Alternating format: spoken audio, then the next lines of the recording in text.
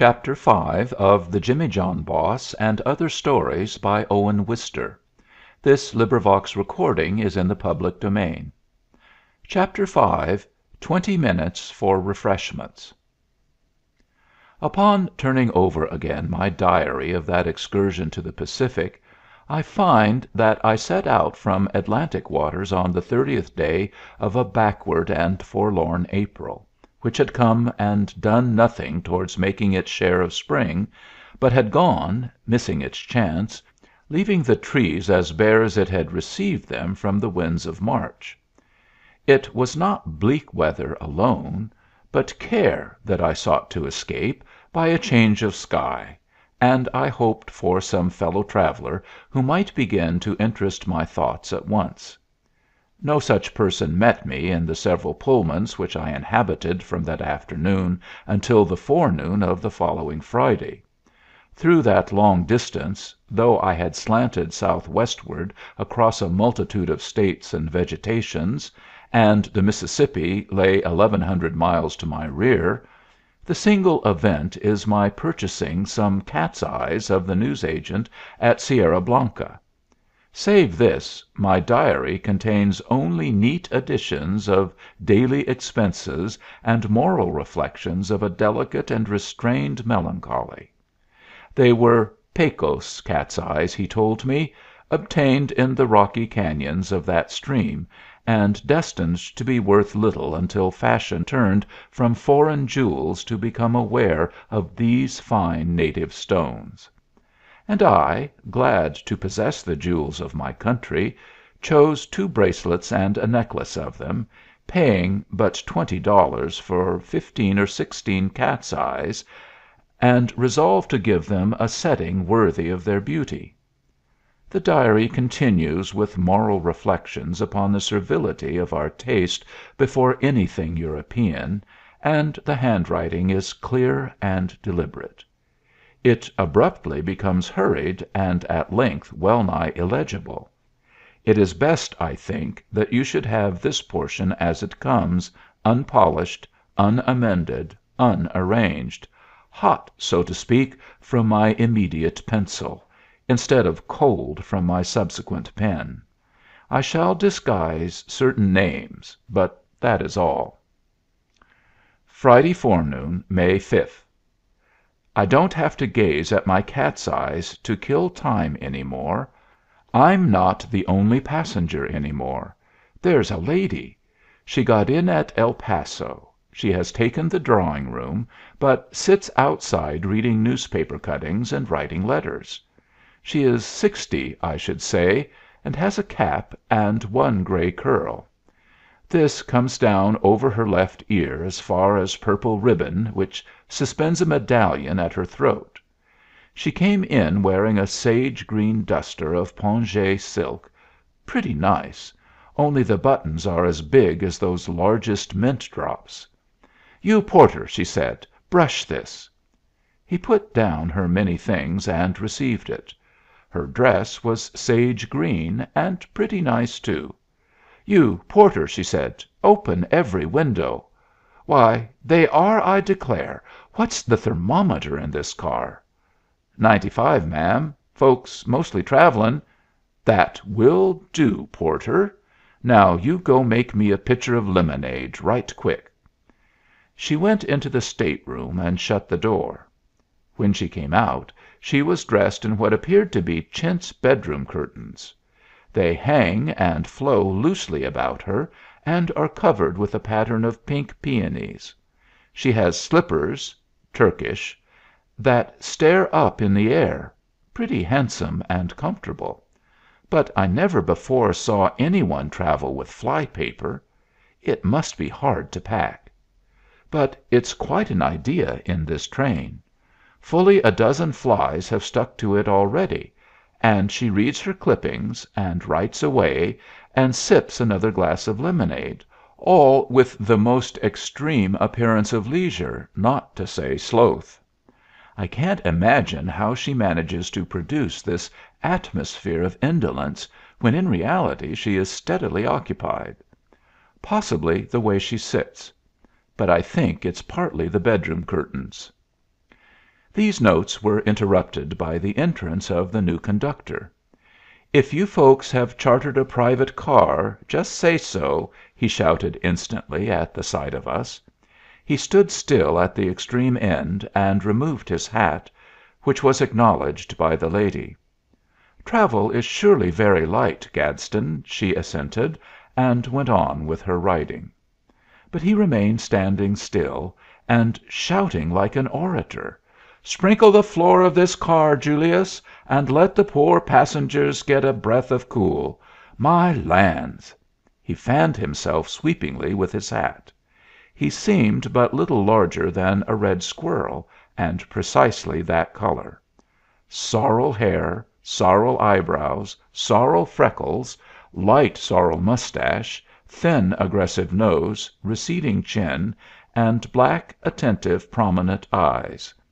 He approached, and I gave him my ticket, which is as long as a necktie, and has my height, the color of my eyes and hair, and my general description punched in the margin. "Why, you ain't middle aged!" he shouted, and a singular croak sounded behind me. But the lady was writing. "I have been growing younger since I bought that ticket," I explained. "That's it, that's it," he sang. "A man's always as old as he feels, and a woman is ever young," he finished. "I see you are true to the old teachings and the old time chivalry, Gadston," said the lady, continuously busy. "Yes, ma'am. Jacob served 7 years for Leah and 7 more for Rachel. Such men are raised to day in every worthy Louisiana home, Gadston, be it ever so humble. Yes, ma'am. Give a fresh sprinkle to the floor, Julius, soon as it goes to get dry. Excuse me, but do you shave yourself, sir?" I told him that I did, but without excusing him. "You will see that I have a reason for asking," he consequently pursued, and took out of his coat tails a round tin box handsomely labeled "Nat Fly Paper Company," so that I supposed it was thus, of course, that the lady came by her fly paper. But this was pure coincidence, and the conductor explained, "That company's me and a man at Shreveport, but he dissatisfies me right frequently. You know what heaven a good razor is for a man, and what you feel about a bad one. Vaseline and ground shells," he said, opening the box, "and I'm not saying anything except it will last your lifetime and never hardens. Rub the size of a pea on the fine side of your strop, spread it to an inch with your thumb. May I beg a favor on so short a meeting? Join me in the gentlemen's lavatory with your razor strop in 5 minutes. I have to attend to a corpse in the baggage car, and will return at once." "Anybody's corpse I know, Gadston?" said the lady. "No, ma'am, just a corpse." When I joined him, for I was now willing to do anything, he was apologetic again. "'Tis a short acquaintance," he said, "but may I also beg your razor? Quick as I get out of the National Fly, I'm going to register my new label. First there will be Uncle Sam embracing the world, signifying this mixture is universal, then my name, then the word 'Stropine,' which is a novelty and carries copyright, and I shall win comfort and doubtless luxury. The post barber at Fort Bayard took a dozen off me at sight to retail to the niggers of the 24th, and as he did not happen to have the requisite cash on his person, I charged him 2 roosters and 50 cents, and both of us done well. He's after more Stropine, and I got Pullman prices for my roosters, the buffet car being out of chicken a la Marengo. There is your razor, sir, and I appreciate your courtesy." It was beautifully sharpened, and I bought a box of the Stropine, and asked him who the lady was. "Mrs. Porcher Brewton," he exclaimed. "Have you never met her socially? Why, she is the most intellectual lady in B Bayou." "Indeed?" I said. Why, she visits New Orleans and Charleston and all the principal centers of refinement, and is welcomed in Washington. She converses freely with our statesmen, and is considered a queen of learning. Why, she writes po'try, sir, and is strong minded. But a man wouldn't want to pick her up for a fool all the samey."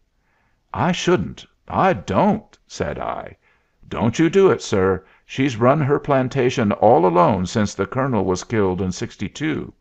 She taught me Sunday school when I was a lad, and she used to catch me in her pecan trees most every time in Bee Bayou." He went forward, and I went back with the Stropine in my pocket. The lady was sipping the last of the lemonade, and looking haughtily over the top of her glass into, I suppose, the world of her thoughts. Her eyes met mine, however. "Has Gadsden yes, I perceive he has been telling you about me," she said, in her languid, formidable voice.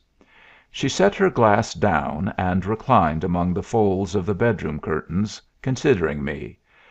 "Gadsden has always been lavish," she mused, caressingly.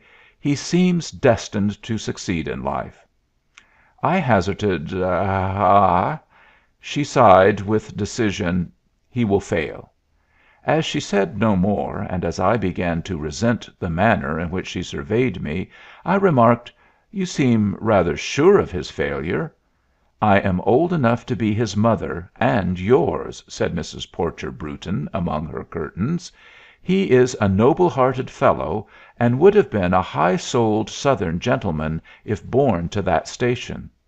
But what should a conductor earning $103.50 a month be dispersing his attention on silly patents for? Many's the time I've told him what I think, but Gadsden will always be flighty." No further observations occurring to me, I took up my necklace and bracelets from the seat and put them in my pocket. "Will you permit a meddlesome old woman to inquire what made you buy those cat's eyes?" said Mrs. Brewton. "Why," I dubiously began. "Never mind," she cried archly.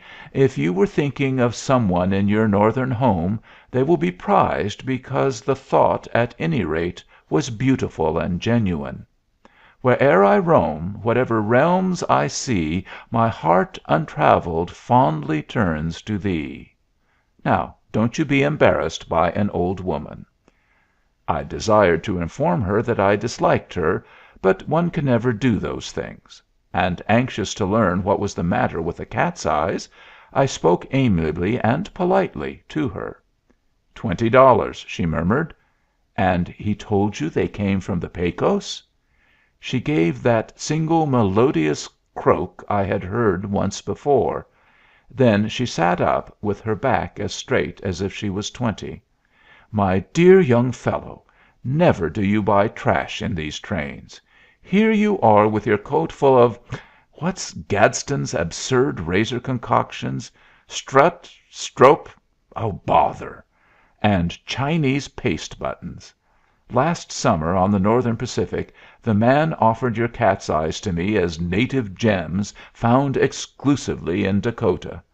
But I just sat and mentioned to him that I was on my way home from a holiday in China, and he went right out of the car. The last day I was in Canton I bought a box of those cat's eyes at 8 cents a dozen." After this we spoke a little on other subjects, and now she's busy writing again. She's on business in California, but will read a paper at Los Angeles at the annual meeting of the Golden Daughters of the West. The meal station is coming, but we have agreed to Later Friday afternoon. I have been interrupted again. Gadsden entered, removed his hat, and shouted, "Sharon, 20 minutes for dinner." I was calling the porter to order a buffet lunch in the car, when there tramped in upon us 3 large men, of such appearance that a flash of thankfulness went through me at having so little ready money, and only a silver watch. Mrs. Brewton looked at them and said, "Well, gentlemen," and they took off their embroidered Mexican hats. "We've got a baby show here," said one of them. slowly looking at me, "and we'd be kind of obliged if you'd hold the box." "There's lunch put up in a basket for you to take along," said the next, "and a bottle of wine champagne. So losing your dinner won't lose you nothing." "We're looking for somebody raised East and without local prejudice," said the third. "So we come to the Pullman." I now saw that so far from purposing to rob us, they were in a great and honest distress of mind. "But I am no judge of a baby," said I, "not being mayor—" "You don't have to be," broke in the first, more slowly and earnestly. "It's a fair and secret ballot we're striving for. The votes is wrote out and ready, and all we're shy of is a stranger without family ties or business interest to hold the box and do the counting." His deep tones ceased, and he wiped heavy drops from his forehead with his shirt sleeve. "We'd be kind of awful obliged to you," he urged. "The town would be liable to make it 2 bottles," said the second. The third brought his fist down on the back of a seat and said, "I'll make it that now." "But, gentlemen," said I, "5, 6, and 7 years ago I was not a stranger in Sharon. If my friend Dean Drake was still here—" "But he ain't. Now you might as well help folks and eat later. This town will trust you. And if you quit us—" Once more he wiped the heavy drops away, while in a voice full of appeal his friend finished his thoughts.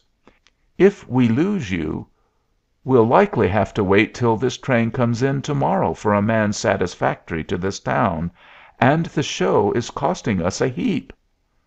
A light hand tapped my arm, and here was Mrs. Brewton saying, "For shame! Show your enterprise." "I'll hold this here train," shouted Gaston, "if necessary." Mrs. Brewton rose alertly, and they all hurried me out.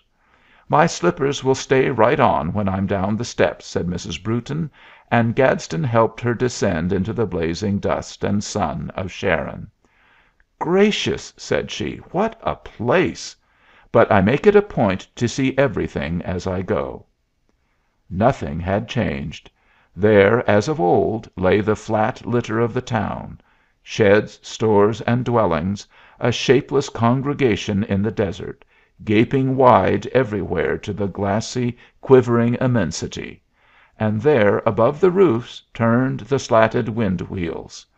But close to the tracks, opposite the hotel, was an edifice, a sort of tent of bunting, from which brass music issued, while about 100 pink and blue sunbonnets moved and mixed near the entrance. Little black Mexicans, like charred toys, lounged and lay staring among the ungraded dunes of sand. "Gracious!" said Mrs. Brewton again. Her eye lost nothing, and as she made for the tent the chintz peonies flowed around her, and her step was surprisingly light. We passed through the sunbonnets and entered where the music played. "The precious blessed darlings!" she exclaimed, clasping her hands. "This will do for the Golden Daughters," she rapidly added. "Yes, this will distinctly do." And she hastened away from me into the throng. I had no time to look at much this first general minute. I could see there were booths, each containing a separate baby. I passed a whole section of naked babies, and one baby farther along had on golden wings and a crown, and was bawling frightfully. Their names were over the booths, and I noticed Lucille, Erskine Wales, Banquo Lick Nolan, Cuba, Manila, Ellabelle, Bosco Grady, James J. Corbett Nash, and Aquamarine. There was a great sign at the end painted "Mrs. Eden's Manna in the Wilderness," and another sign labeled "Shotgun Smith's Twins." In the midst of these first few impressions I found myself seated behind a bare table raised 3 feet or so, with 2 boxes on it, and a quantity of blank paper and pencils, while one of the men was explaining me the rules and facts. I can't remember them all now, because I couldn't understand them all then, and Mrs. Brewton was distant among the sunbonnets, talking to a gathering crowd, and feeling in the mouths of babies that were being snatched out of the booths and brought to her. The man was instructing me steadily all the while, and it occurred to me to nod silently and coldly now and then, as if I was doing this sort of thing every day. But I insisted that some one should help me count, and they gave me Gadsden. Now these facts I do remember very clearly, and shall never forget them. The babies came from two towns, Sharon and Rincon, its neighbor. Alone, neither had enough for a good show, though in both it was every family's pride to have a baby every year. The babies were in three classes: 6 months and under, 1 prize offered; 18 months, 2 prizes; 3 years, 2 prizes. A 3/4 vote of all cast was necessary to a choice. No one entitled to vote unless of immediate family of a competing baby. No one entitled to cast more than 1 vote.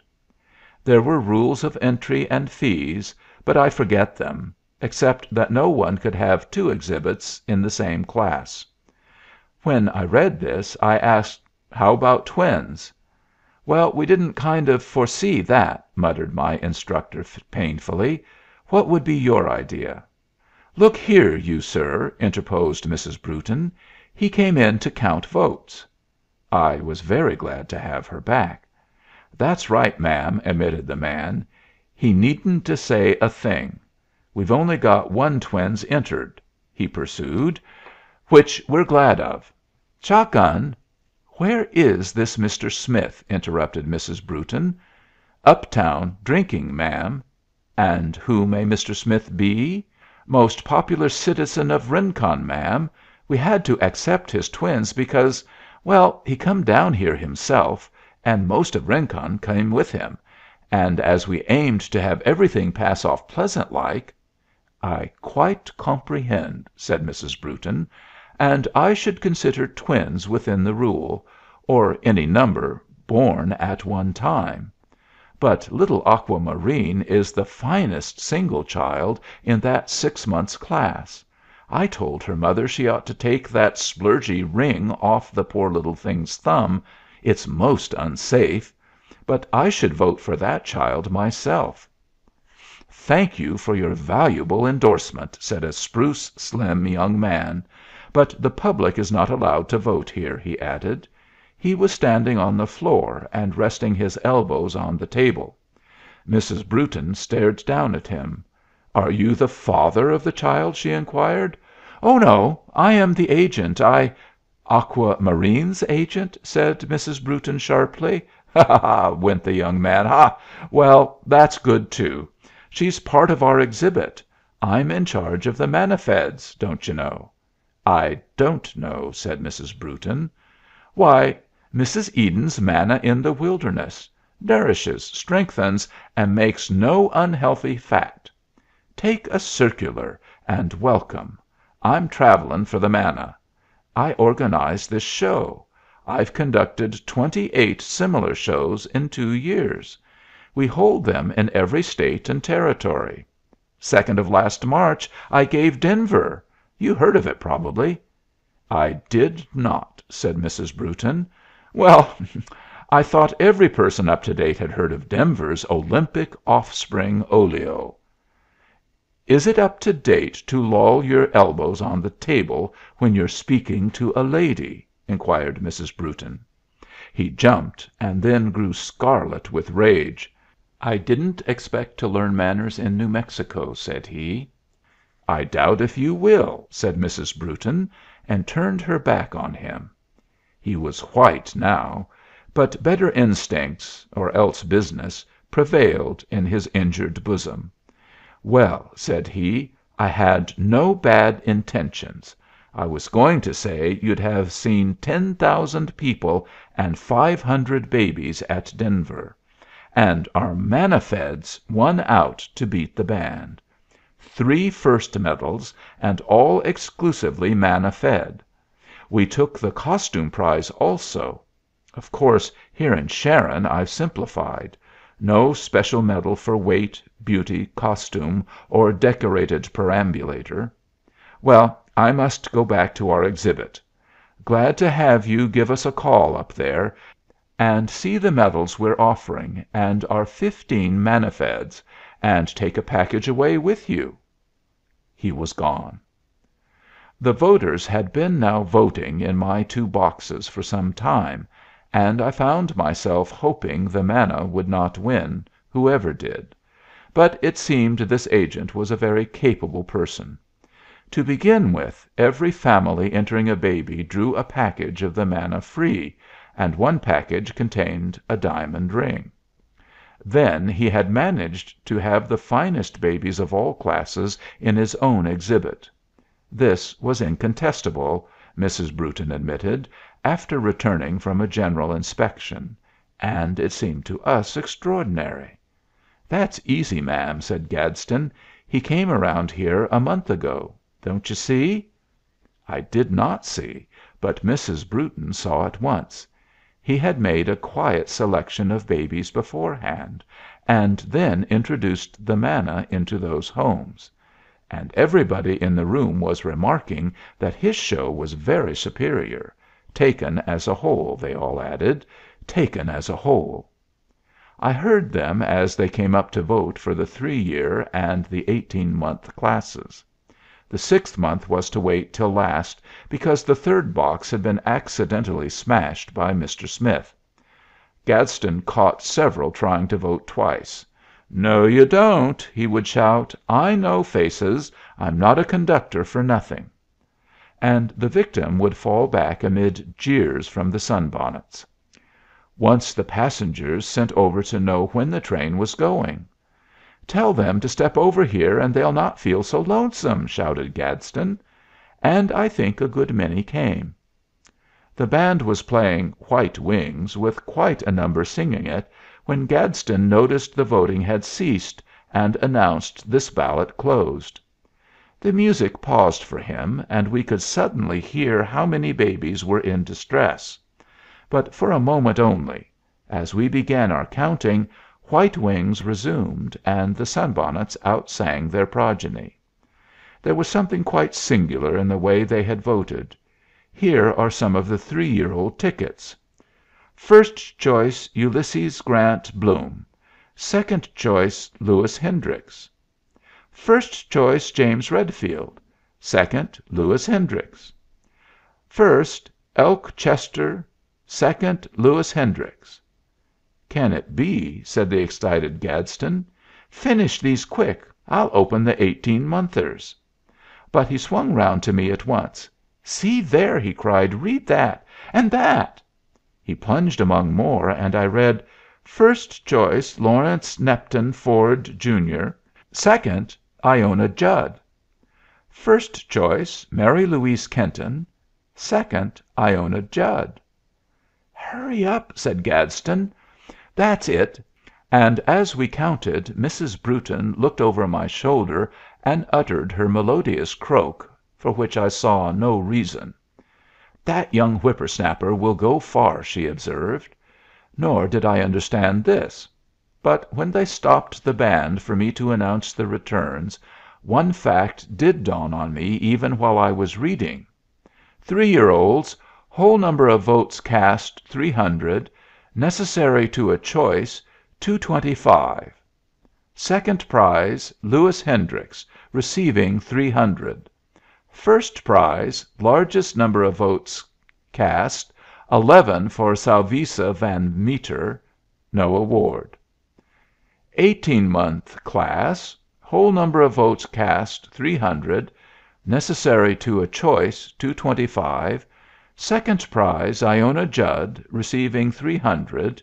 Lily M. Brown gets 15 for first prize, none awarded. There was a very feeble applause, and then silence for a second, and then the sunbonnets rushed together, rushed away to others, rushed back; and talk swept like hail through the place. Yes, that is what they had done. They had all voted for Lewis Hendricks and Iona Judd for second prize, and every family had voted the first prize to its own baby. The Browns and Van Meters happened to be the largest families present. "He'll go far, he'll go far," repeated Mrs. Brewton. Sport glittered in her eye. She gathered her curtains and was among the sunbonnets in a moment. Then it fully dawned on me. The agent for Mrs. Eden's manna in the wilderness was indeed a shrewd strategist, and knew his people to the roots of the grass. They had never seen a baby show. They were innocent. He came among them. He gave away packages of manna and a diamond ring. He offered the prizes. But he proposed to win some. Therefore he made that rule about only the immediate families voting. He foresaw what they would do, and now they had done it. Whatever happened, 2 prizes went to his manna feds. "They don't see through it in the least, which is just as well," said Mrs. Brewton, returning. "And it's a little matter that only second prizes go to the best babies. But what's to be done now?" I had no idea, but it was not necessary that I should. "You folks of Rincon and Sharon," spoke a deep voice. It was the first man in the Pullman, and drops were rolling from his forehead, and his eyes were the eyes of a beleaguered ox. "You fathers and mothers," he said, and took another breath. They grew quiet. "I'm a father myself, as is well known." They applauded this. "Salvisa is mine, and she got my vote. The father that will not support his own child is not is worse than if they were orphans." He breathed again, while they loudly applauded. "But, folks, I've got to get home to Rincon. I've got to. And I'll give up Salvisa if I'm met fair." "Yes, yes, you'll be met," said voices of men. "Well, here's my proposition. Mrs. Eden's manna has took 2, and I'm satisfied it should. We voted, and will stay voted." "Yes, yes. Well, now, here's Sharon and Rincon, 2 of the finest towns in this section, and I say Sharon and Rincon has equal rights to get something out of this, and drop private feelings, and everybody back their town. And I say let this lady and gentleman, who will act elegant and on the square, take a view and nominate the finest Rincon 3-year-old and the finest Sharon 18-month they can cut out of the herd. And I say let's vote unanimous on their pick, and let each town hold a first prize and go home in friendship, feeling it has been treated right." Universal cheers endorsed him, and he got down panting. The band played "Union Forever," and I accompanied Mrs. Brewton to the booths. "You'll remember," shouted the orator urgently after us, "1 apiece." We nodded. "Don't get mixed," he appealingly insisted. We shook our heads, and out of the booths rushed 2 women, and simultaneously dashed their infants in our faces. "You'll never pass Cuba by," entreated one. "This is Bosco Grady," said the other. Cuba wore an immense garment made of the American flag, but her mother whirled her out of it in a second. "See them dimples? See them knees?" she said. "See them feet? Only feel her toes." "Look at his arms!" screamed the mother of Bosco. "Doubled his weight in 4 months." "Did he indeed, ma'am?" said Cuba's mother. "Well, he hadn't much to double." "Didn't he, then? Didn't he, indeed? No, at you, he didn't indeed and indeed. I guess Cuba is known to Sharon. I guess Sharon'll not let Cuba be slighted. Well, and I guess Rincon'll see that Bosco Grady gets his rights." "Ladies," said Mrs. Brewton, towering but poetical with her curl, "I am a mother myself, and raised 5 noble boys and 2 sweet, peerless girls." This stopped them immediately. They stared at her and her chintz peonies as she put the curl gently away from her medallion and proceeded. But never did I think of myself in those dark, weary days of the long ago. I thought of my country and the lost cause." They stared at her, fascinated. "Yes'm," whispered they, quite humbly. "Now," said Mrs. Brewton, "what is more sacred than an American mother's love? Therefore let her not shame it with anger and strife. All little boys and girls are precious gems to me and to you. What is a cold, lifeless medal compared to one of them? Though I would that all could get the prize. But they can't, you know. No'm." Many mothers, with their children in their arms, were now dumbly watching Mrs. Brewton, who held them with a honeyed, convincing smile. "If I choose only one in this beautiful and encouraging harvest, it is because I have no other choice. Thank you so much for letting me see that little hero and that lovely angel," she added, with a yet sweeter glance to the mothers of Bosco and Cuba, "and I wish them all luck when their turn comes. I've no say about the 6th month class, you know. And now a little room, please." The mothers fell back, but my head swam slightly. The 6th month class, to be sure! The orator had forgotten all about it. In the general joy over his wise and fair proposition, nobody had thought of it. But they would pretty soon. Cuba and Bosco were likely to remind them. Then we should still be face to face with the state of things that I cast a glance behind at those two mothers of Sharon and Rincon following us, and I asked Mrs. Brewton to look at them. "Don't think about it now," said she. "It will only mix you. I always like to take a thing when it comes, and not before." We now reached the 18th month class. They were the naked ones.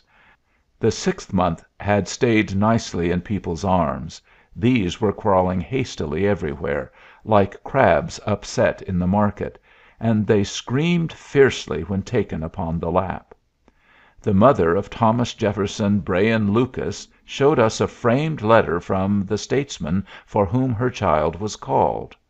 The letter reeked with gratitude, and said that offspring was man's proudest privilege; that a souvenir 16-to-1 spoon would have been cheerfully sent, but 428 babies had been named after Mr. Brayan since January. It congratulated the swelling army of the people's cause; but there was nothing eminent about little Thomas except the letter; and we selected Reese Moran, a vigorous Sharon baby, who, when they attempted to set him down and pacify him, stiffened his legs, dashed his candy to the floor, and burst into lamentations. We were soon on our way to the 3-year class, for Mrs. Brewton was rapid and thorough. As we went by the Manna exhibit, the agent among his packages and babies invited us in. He was loudly declaring that he would vote for Bosco if he could, but when he examined Cuba he became sure that Denver had nothing finer than that. Mrs. Brewton took no notice of him, but bade me admire Aquamarine as far as surpassing any other 6th-month child. I proclaimed her splendid. She was a wide-eyed, contented thing, with a head shaped like a croquet mallet. And the agent smiled modestly, and told the mothers that as for his babies 2 prizes was luck enough for them, and they didn't want the earth. "If that thing happened to be brass," said Mrs. Brewton, bending over the ring that Aqua was still sucking; and again remonstrating with the mother for this imprudence, she passed on. The 3-year-olds were, many of them, in costume, with extraordinary arrangements of hair; and here was the child with gold wings and a crown I had seen on arriving. Her name was Verbena M., and she personated Faith. She had colored slippers, and was drinking tea from her mother's cup. Another child named Broderick McGowan represented Columbus, and joyfully shouted "Ki yi" every half minute. One child was attired as a prominent admiral, another as a prominent general, and one stood in a boat and was Washington. As Mrs. Brewton examined them and dealt with the mothers, the names struck me afresh. Not so much the boys. Ulysses Grant and James J. Corbett explained themselves. But I read the names of 5 adjacent girls: Lula, Oscilla, Nila, Cussetta, and Maylene, and I asked Mrs. Brewton how they got them. From romances, she told me, in papers that we of the upper classes never see. In choosing Horace Boyd of Rincon for his hair, his full set of front teeth, well cared for, and his general beauty, I think both of us were also influenced by his good, sensible name, and his good, clean, sensible clothes. With both our selections, once they were settled, were Sharon and Rincon satisfied. We were turning back to the table to announce our choice when a sudden clamor arose behind us, and we saw confusion in the manna department. Women were running and shrieking, and I hastened after Mrs. Brewton to see what was the matter. Aqua Marine had swallowed the ring on her thumb. "It was gold! It was pure gold!" wailed the mother, clutching Mrs. Brewton. "It cost a whole $1 in El Paso. She must have white of egg instantly," said Mrs. Brewton, handing me her purse. "Run to the hotel."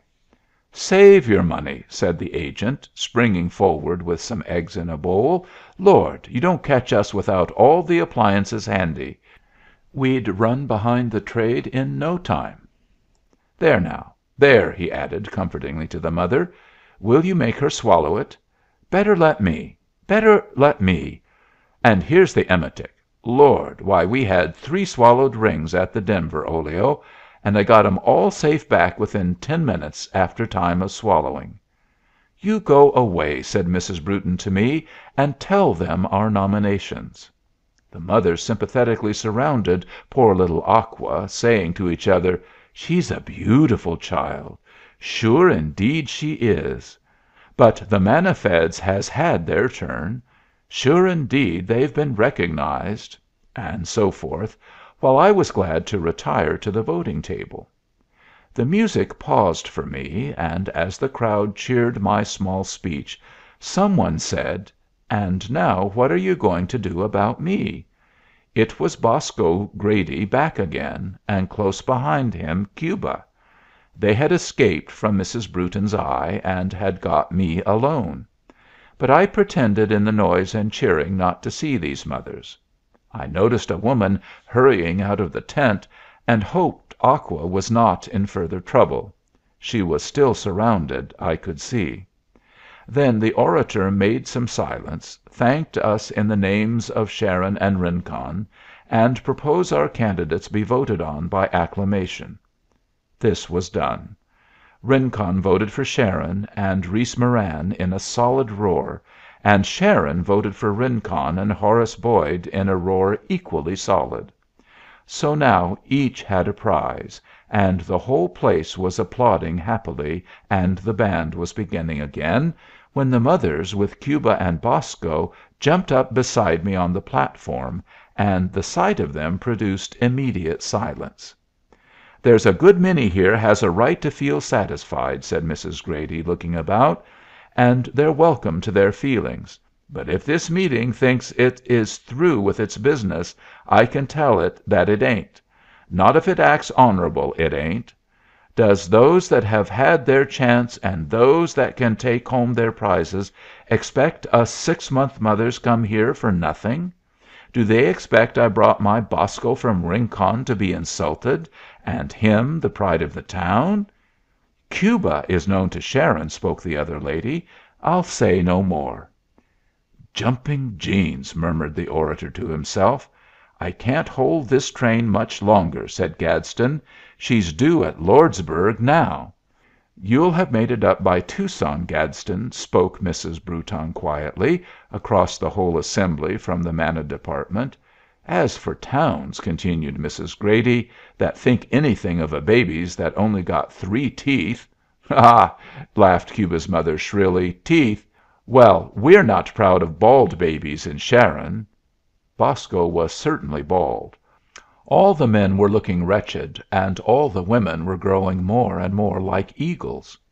Moreover, they were separating into two bands, and taking their husbands with them, Sharon and Rincon drawing to opposite parts of the tent, and what was coming I cannot say, for all we had to think of something else.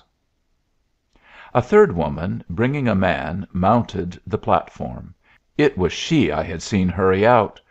"My name's Shotgun Smith," said the man, very carefully, "and I'm told you've reached my case." He was extremely good looking, with a blue eye and a blond mustache, not above 30, and was trying hard to be sober, holding himself with dignity. "Are you the judge?" said he to me. "Hell," I began. "Not guilty, your honor," said he. At this his wife looked anxious. "Self-defense," he slowly continued. "Told you once already." "Why, Rolfe!" exclaimed his wife, touching his elbow. "Don't you cry, little woman," said he. "This'll come out all right. Where's the witnesses?" "Why, Rolfe, Rolfe!" She shook him as you shake a sleepy child. "Now, see here," said he, and wagged a finger at her affectionately. "You promised me you'd not cry if I let you come." "Rolfe, dear, it's not that to day. It's the twins." "It's your twins, Shotgun, this time," said many men's voices. "We acquitted you all right last month." "Justifiable homicide," said Gaston. "Don't you remember? Twins," said Shotgun drowsily. "Oh yes, mine. Why " He opened on us his blue eyes that looked about as innocent as aquamarines, and he grew more awake. Then he blushed deeply, face and forehead. "I was not coming to this kind of thing," he explained, "but she wanted the twins to get something." He put his hand on her shoulder and straightened himself. "I done a heap of prospecting before I struck this claim," said he, patting her shoulder. "We got married last March a year. It's our first. He turned to me with a confiding smile. "It's our first dividend, Judge." "Rolfe, I never! You come right down." "And now let's go get a prize," he declared, with his confiding pleasantness. "I remember now. I remember. They claimed twins was barred, and I kicked down the bars. Take me to those twins. They're not named yet, Judge. After they get the prize we'll name them fine names, as good as any they got anywhere. Europe, Asia, Africa, anywhere. My gracious, I wish they was boys. Come on, Judge. You and me'll go give 'em a prize, and then we'll drink to them." He hugged me suddenly and affectionately, and we half fell down the steps. But Gadsden as suddenly caught him and righted him, and we proceeded to the twins. Mrs. Smith looked at me helplessly, saying, "I'm that sorry, sir. I had no idea he was going to be that gamesome." "Not at all," I said, "not at all." Under many circumstances I should have delighted in Shotgun's society. He seemed so utterly sure that, now he had explained himself, everybody would rejoice to give the remaining medal to his little girls. But Bosco and Cuba had not been idle. Shotgun did not notice the spread of whispers, nor feel the divided and jealous currents in the air as he sat, and, in expanding good will, talked himself almost sober. To entice him out there was no way. Several of his friends had tried it. But beneath his innocence there seemed to lurk something wary, and I grew apprehensive about holding the box this last time. But Gadsden relieved me as our count began. "Shotgun is a splendid man," said he, "and he has trailed more train robbers than any deputy in New Mexico. But he has seen too many friends to day, and is not quite himself. So when he fell down that time I just took this off him." He opened the drawer, and there lay a 6-shooter. "It was touch and go," said Gadsden, "but he's thinking that hard about his twins that he's not missed it yet. 'Twould have been the act of an enemy to leave that on him to day. Well, d'you say?" he broke off. "Well, well, well!" It was the tickets we took out of the box that set him exclaiming. I began to read them, and saw that the agent was no mere politician, but a statesman. His Aquamarine had a solid vote. I remembered his extreme praise of both Bosco and Cuba. This had set Rincon and Sharon bitterly against each other. I remembered his modesty about Aquamarine. Of course. Each town, unable to bear the idea of the others beating it, had voted for the manna fed, who had 299 votes. Shotgun and his wife had voted for their twins. I looked towards the manna department, and could see that Aquamarine was placid once more, and Mrs. Brewton was dancing the ring before her eyes. I hope I announced the returns in a firm voice. "What?" said Shotgun Smith, and at that sound Mrs. Brewton stopped dancing the ring. He strode to our table. "There's the winner," said Gaston, quickly pointing to the manna exhibit. "What?" shouted Smith again. "And they quit me for that hammer-headed son of a gun?" He whirled around. The men stood ready, and the women fled shrieking and cowering to their infants in the booths. "Gentlemen, gentlemen!" cried Gadsden, "don't hurt him. Look here!" And from the drawer he displayed Shotgun's weapon. They understood in a second, and calmly watched the enraged and disappointed Shotgun. But he was a man. He saw how he had frightened the women, and he stood in the middle of the floor with eyes that did not at all resemble Aquamarine's at present. "I'm all right now, boys," he said. "I hope I've harmed no one. Ladies, will you try and forget about me making such a break? It got ahead of me, I guess. For I had promised the little woman " He stopped himself, and then his eye fell upon the manna department. "I guess I don't like one thing much now. I'm not after prizes. I'd not accept one from a gold bug combine trust that comes sneaking around stuffing wholesale concoctions into our children's systems. My twins are not manna fed. My twins are raised as nature intended. Perhaps if they were swelled out with trash that acts like baking powder they would have a medal too, for I noticed he has made you vote his way pretty often this afternoon." I saw the agent at the end of the room look very queer. "That's so," said several. "I think I'll clear out his boxes," said Shotgun with rising joy. "I feel like I've got to do something before I go home. Come on, Judge." He swooped towards the manna with a yell, and the men swooped with him, and Gadsden and I were swooped with them. Again the women shrieked, but Mrs. Brewton stood out before the boxes with her curl and her chintz. "Mr. Smith," said she, "you are not going to do anything like that. You are going to behave yourself like the gentleman you are, and not like the wild beast that's inside you." Never in his life before, probably, had Shotgun been addressed in such a manner, and he too became hypnotized, fixing his blue eyes upon the strange lady. "I do not believe in patent foods for children," said Mrs. Brewton. "We agree on that, Mr. Smith, and I am a grandmother, and I attend to what my grandchildren eat. But this highly adroit young man has done you no harm. If he has the prizes, whose doing is that, please? And who paid for them? Will you tell me, please? Ah, you are all silent." And she croaked melodiously. "Now let him and his manna go along. But I have enjoyed meeting you all, and I shall not forget you soon. And, Mr. Smith, I want you to remember me. Will you, please?" She walked to Mrs. Smith and the twins, and Shotgun followed her, entirely hypnotized. She beckoned to me. "Your judge and I," she said, "consider not only your beautiful twins worthy of a prize, but also the mother and father that can so proudly claim them." She put her hand in my pocket. "These cat's eyes," she said, "you will wear, and think of me and the judge who presents them." She placed a bracelet on each twin, and the necklace around Mrs. Smith's neck. "Give them Gadsden stuff," she whispered to me. "Do you shave yourself, sir?" said I, taking out the Stropine. "Vaseline and ground shells, and will last your life. Rub the size of a pea on your strop, and spread it to an inch." I placed the box in Shot gun's motionless hand. "And now, Gadston, we'll take the train," said Mrs. Brewton.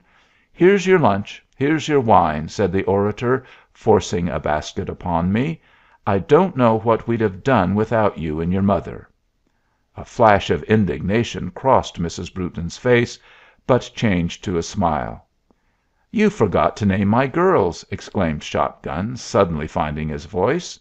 "Suppose you try that," said Mrs. Brewton to me, a trifle viciously. "Thank you," I said to Smith. "Thank you. Something handsome," he urged. "How would Cynthia do for one?" I suggested. "Shucks, no! I've known two Cynthias. You don't want that?" he asked Mrs. Smith, and she did not at all. "Something extra, something fine, something not stale," said he. I looked about the room. There was no time for thought, but my eye fell once more upon Cuba. This reminded me of Spain and the Spanish, and my brain leaped. "I have them!" I cried. "Armada and Loyola." "That's what they're named," said Shot gun. "Write it for us." And I did. Once more the band played, and we left them, all calling, "Good bye, ma'am. Good bye, Judge," happy as possible. The train was soon going 60 miles an hour through the desert.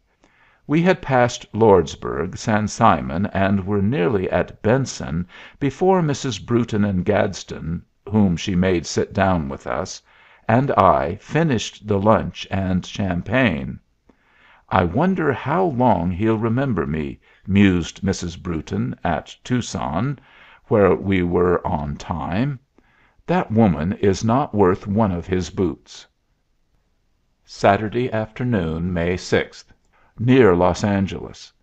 I have been writing all day, to be sure, and get everything in, and now Sharon is 24 hours ago, and here there are roses, gardens, and many nice houses at the way stations. Oh, George Washington, father of your country, what a brindled litter have you sired! But here the moral reflections begin again, and I copy no more diary. Mrs. Brewton liked my names for the twins. "They'll pronounce it Loyola," she said, "and that sounds right lovely." Later she sent me her paper for the Golden Daughters. It was full of poetry and sentiment and all the things I have missed. She wrote that if she had been sure the agent had helped Aquamarine to swallow the ring, she would have let them smash his boxes. And I think she was a little in love with Shot gun Smith. But what a pity we shall soon have no more Mrs. Brewtons.